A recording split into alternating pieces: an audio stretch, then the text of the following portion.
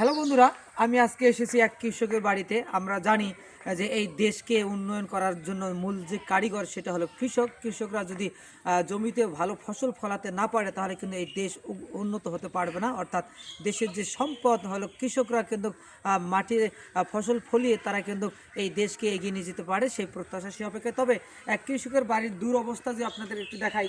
এখানে কিন্তু অনেক ভুট্টা রয়েছে বারান্দার মধ্যে। আপনাদেরকে একটু দেখাই, প্লিজ একটু এগিয়ে আসো, একটু উপরে উঠি, একটু দেখাই।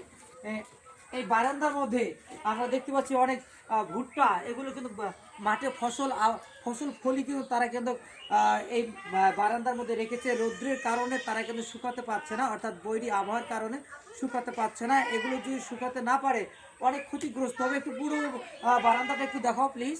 একটু তারা কিন্তু ক্ষতিগ্রস্ত হবে।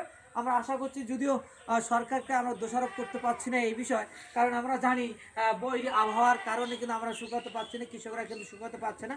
এটা সৃষ্টিকর্তার নীলা খেলা, আসলে কেউ বোঝে না। তবে এখানে কারো হাত নেই, তবু আমরা সৃষ্টিকর্তার উপরে আশা করছি এবং দোয়া প্রার্থনা করছি আল্লাহ তাআলা যেন দ্রুত আকাশটা সুন্দর করে দেয় এবং রোদ তুলে দেয়, যেন কৃষকরা এগুলো রোদ্রে শুকিয়ে তারা ফসলগুলো ঘরে নিতে পারে।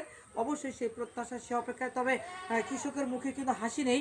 এখানে আপনাদেরকে দেখালাম বারান্দার মধ্যে শত শত ভুট্টা রেখেছে, তারা কিন্তু রোদ্রে শুকাতে পারছে না।